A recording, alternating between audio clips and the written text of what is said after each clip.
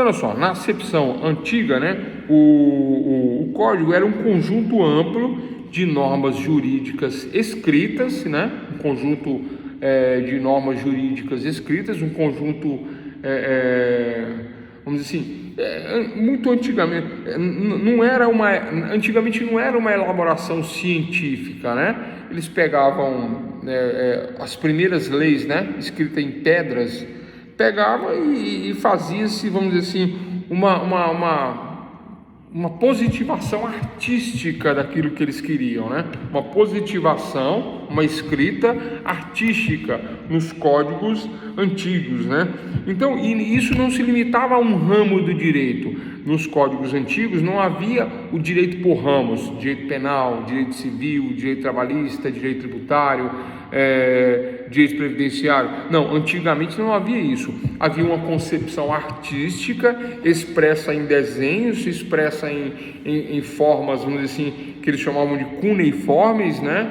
E através dessa expressão artística do direito, mas de uma forma híbrida, de uma forma misturada, né? Aquilo que eles se dispunham a fazer como importante, eles positivavam e ficava valendo como lei. Não havia uma sequência lógica, né? Os exemplos dos códigos antigos são Código de Hammurabi, legislação mosaica, Lei das 12 Tábuas, Código de Manu e Alcorão. Vamos falar desses códigos agora. Tranquilo? Então vamos lá. Pessoal, primeiro código antigo, primeira legislação antiga. Anote aí, Código de Hammurabi, Hammurabi, considerado, né, por alguns anos a legislação mais antiga do mundo é o Código de Hammurabi, tá?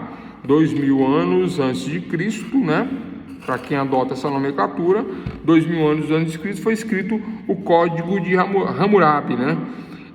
Foi a ordenação, foi a legislação escrita, né? Por que ordenação? Porque, né, quem manda escrever, quem ordena é o rei, né? Ele não escreve, mas ele manda escrever, ele manda fazer. Então foi a ordenação de Hammurabi, né, do rei da Mesopotâmia.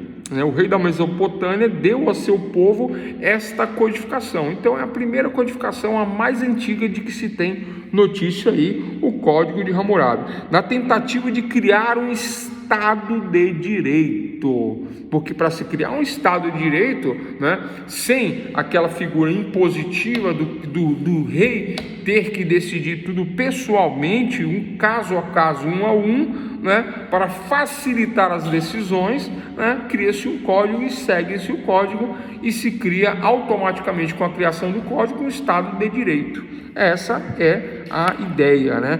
Então a ordenação do rei da Mesopotâmia trouxe o Código de Hammurabi, né, há 2000 anos atrás, na tentativa de criar um Estado de Direito, facilitando, portanto, as decisões, né? Então, ao invés dele decidir caso a caso, decide-se de acordo com o código, decide-se de acordo com a legislação positivada agora. Só que a positivação de forma artística, né? Um ordenamento jurídico baseado na moral, baseado na religião, né? E com um certo sentido racionalista, né? Com uma razão, uma lógica, mas uma lógica para a época. Tanto isso é verdade que a época do Código de Hammurabi, né, existia também, né, a comparação desta lei antiga, deste primeiro código antigo, deste código muito antigo, havia comparação, né, com costumes mais, vamos dizer assim, mais dentro de uma razão, dentro de uma lógica, né? A comparação com coisas, com questões mais da barbárie, mais antigas, como, por exemplo, a questão chamada de Lei de Talião, também chamada de Lei de Talião, Hammurabi, né? Que era o olho por olho, dente por dente, né? Então, se chegava lá uma questão para o rei decidir, olha, fulano furou meu olho. Qual é a sentença de fulano que furou meu olho? Se eu provo que ele furou meu olho, então a sentença dele vai ser furar o olho dele. Então, olho por olho, né? Fulano me agrediu, me bateu, arrancou meu dente, né? Então você vai bater e vai arrancar o dente dele, olho por olho, dente por dente, olho de talião, né? Então estava consagrado aí, né, neste código, que reunia em torno de 282 artigos ou preceitos, né, que não eram temáticos, eram aleatórios. Então esses 282 preceitos, esses 282 artigos traziam essas questões, né? Bateu, levou, bateu, apanha, matou, morre, arrancou o olho, perde um olho, arrancou um dente, perde um dente, arrancou a mão, perde uma mão. Olho por olho, dente por dente, lei de talião. Talião é corte, né? Me cortou, será cortado. Esta é a lei, esta é a regra. É o primeiro código mais antigo, mas de qualquer forma, este código ele vem resumir questões que antes eram decididas pelo imperador, ficava perdendo tempo lá fazendo julgamentos, né? Não, codificou, montou um estado, pronto, vai pelo código, tá fácil. Então essa é a razão da existência do código, a facilitação no julgamento. O código ele facilitava o julgamento, ele adiantava o julgamento, né? De acordo com o código, quem matava morria, quem arrancava o dente perdia o dente, quem arrancava o olho perdia o olho, quem roubava, aí tem outras regras. Mas me parece que na lei de talião, parece que quem roubava perdia a mão, né? Parece, uma mão, aí roubava, perdia a outra, o braço, parece que era uma coisa nesse sentido assim, né? Então, bom, então é isso, pessoal. Alguma dúvida? A justificação da evolução dos códigos a partir do tempo? Tipo, os códigos vão mudando por época, né? Sim, e os códigos vão evoluindo, os códigos vão mudando. Esse é o primeiro código, né? Código de Hammurabi, conhecido e considerado como mais antigo, né? Que tem esse sentido racional dentro dessa lógica, né? Uma lógica um pouco brutal, mas uma lógica da época, né? Logo em seguida, passado Hammurabi, passado muito tempo, logo após essa questão dessa codificação, vamos dizer assim, artística, né? E transcrita em 282 preceitos, temos uma evolução disso chamada lei mosaica. Anotem, lei mosaica. Mosaica de Moisés, né? Mosaica de Moisés, que viveu há séculos, né? Há cerca de 12 séculos antes de Cristo, né? Que foi o grande condutor do povo hebreu, não é verdade? Né? Segundo a tradição cristã, né? Livrou aí os hebreus da opressão egípcia, né? Segundo esses relatos aí dentro da questão cristã. Bom, de qualquer forma, tirando a questão da religião, né, a importância dos hebreus, a importância da lei mosaica, a importância do Pentateuco, Penta de 5, tá? São 5 livros, né, que foram escritos por Moisés, sendo esses 5 livros o Gênesis, né?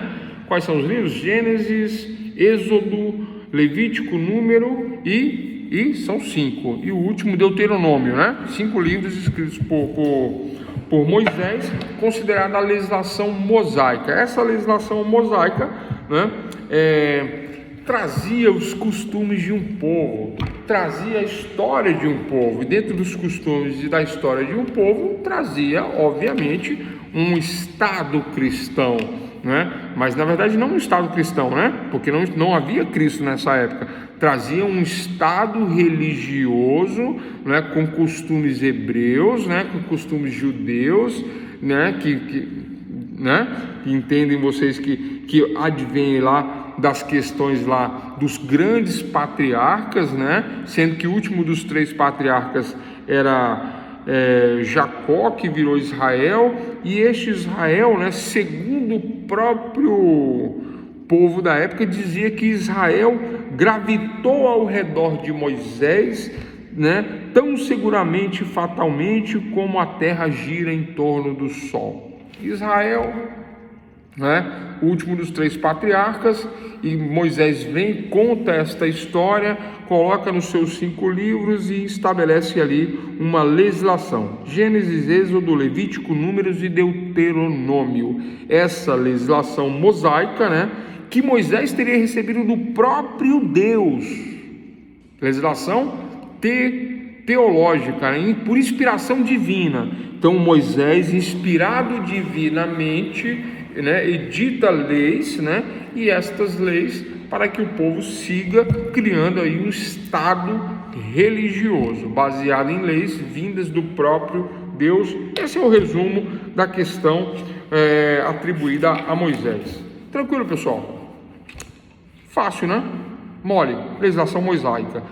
Terceiro, lei das 12 tábuas. Essa lei das 12 tábuas é uma lei romana, ok? É a primeira e grande lei romana, importante lei romana, né? Da luta entre plebeus, né, e povo romano e etc e tal. Roma aparece com a necessidade, Roma tem a necessidade de se criar uma legislação para conduzir o seu povo, para, vamos dizer assim, dirimir as questões através do Estado, sem ter que ficar interferindo caso a caso, assim como lá, né, na Mesopotâmia, né, onde o imperador tinha que decidir caso a caso, aí ele cria a lei de Italião, ele cria a lei antiga chamada de Código de Hammurabi. Então vem aqui em Roma, faz-se a mesma questão, faz-se a mesma coisa, cria-se a lei das 12 tábuas, e esta codificação, esse conjunto orgânico sistemático de normas vem para decidir, facilitar. A comissão, ela prepara textos, né, constituída por 10 membros, nenhum plebeu, né, foram chamados os decemviros, né, pessoas mais antigas, com idade bastante avançada, com mais experiência, que criaram as leis, criaram esta codificação para decidir, para definir, para poder facilitar também o julgamento do povo. Perceberam, pessoal? Tanto para Moisés quanto para Hammurabi na Mesopotâmia e agora em Roma, a questão, o cerne da questão é facilitar o julgamento, né? Cada caso, ao invés do julgador julgar um a um e de forma talvez até equivocada, talvez até desigual, né? Agora não, com a codificação, seguindo o código, eu tenho ali lei por lei, né? Uma a uma, caso a caso, já pré-definido na codificação. Então o objetivo do código é esse, é criar um Estado civil, organizado, com pré-definições de julgamento, com pré-definições, né, a facilitar o próprio Estado a decidir questões de justiça, entre aspas, né, de acordo com cada época. Tanto é que na lei de Italião, olho por olho, dente por dente, né, embora seja um critério de justiça baseado numa razão, né, da época, mas para os nossos dias atuais é considerado algo da barbárie, né? É algo, vamos dizer assim, forte, né, para decidir as questões, né? Né? Principalmente no nosso país, onde não existe pena de morte, né? O pessoal fala assim, mas no Brasil existe pena de morte para desertor. Pessoal, isso não existe, né? Alguém já ouviu falar de pena de morte para desertor? Tem desertor no nosso Brasil? Não tem nem guerra aqui, né? Não tem isso aí, isso é uma conversa fiada. Existe uma previsão para isso, né? Mas na prática isso nunca vai acontecer, não acontece. Isto é exceção, exceção não é regra, né? Então não existe pena de morte no Brasil. Tranquilo? Alguma dúvida? Codificação.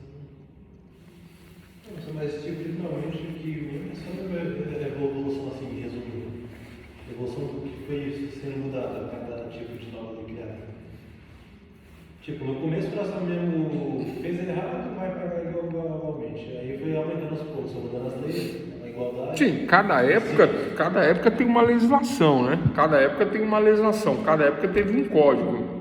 Na medida que existe uma evolução natural dentro da própria sociedade, e essa evolução não significa ser melhor, significa a aceitação de novos valores, a aceitação de novos conceitos, a compreensão e a integração de novos valores, né? Então, por exemplo, uma sociedade que não aceita o homossexualismo e uma sociedade que aceita o homossexualismo, qual é a mais evoluída? não existe mais evoluída e nem menos evoluída. Existe a integração, como você falou, existe a integração do conceito, existe a aceitação do conceito. Existe a sociedade que aceita e existe a sociedade que não aceita. Agora, comparando, né, a linha do tempo, eu posso até chamar de evolução por conta de quê? Porque antes não se aceitava e agora se aceita. Então, eu posso chamar isso de uma evolução nesse sentido, né? Assim dizem os progressistas, né? Um progresso na integração de uma nova situação. Nesse sentido, fora isso, não é evolução, é uma aceitação, é uma integração. E as normas se modificam, né, por integração, por aceitação. Então, eu tenho a mais antiga, Código de Hammurabi, tenho a legislação mosaica e tenho a lei das 12 tábuas, lei romana, né? E tenho agora, por exemplo, Código de Manu. Onde foi criado o Código de Manu? Na Índia, né? Na Índia foi criado o Código de Manu, escrito em sânscrito, uma linguagem muito antiga, elaborada entre o século II a.C., né? O Código de Manu foi a legislação antiga da Índia, a legislação antiga da Índia chamada de Código de Manu. Esse código, né, tinha um problema, como todos os códigos antigos. Ele favorecia uma casta privilegiada lá na Índia. Quais são as castas, né? Quem assistiu lá aquela novela se lembra, né? Tinha a casta Brahmani, tinha casta... São 3 ou 4 castas, né? Até os Dalits, né? Que é a casta mais baixa, né? Mas este Código de Manu é escrito por Brahmanes, né? E os Brahmanes, a casta privilegiada, a casta com altíssimos privilégios, sacerdotal e etc e tal. Então, baseado na fé religiosa, baseado nestes valores e nesse costume, havia um privilégio dos Brahmanes no Código de Manu, também voltado para uma questão religiosa, moral e política, também com o objetivo de fortalecer o Estado e facilitação do julgamento da sociedade através da codificação. Surge o Código de Manu. E para fechar, pessoal, Alcorão. O Alcorão, né? Simplesmente Corão, livro religioso jurídico, né, dos muçulmanos para os seus seguidores, né? Então o Alcorão também lá, da mesma linha lá, também escrito por Moisés, também naquela linha de 5 livros de Pentateuco, também, né, um livro baseado na inspiração divina, formador de um estado religioso, de um estado baseado, né, em questões de fé, né, e com seu conteúdo aí atribuído a Alá, o único Deus, e Maomé, o seu profeta. Alguma dúvida? Pessoal, alguma dúvida?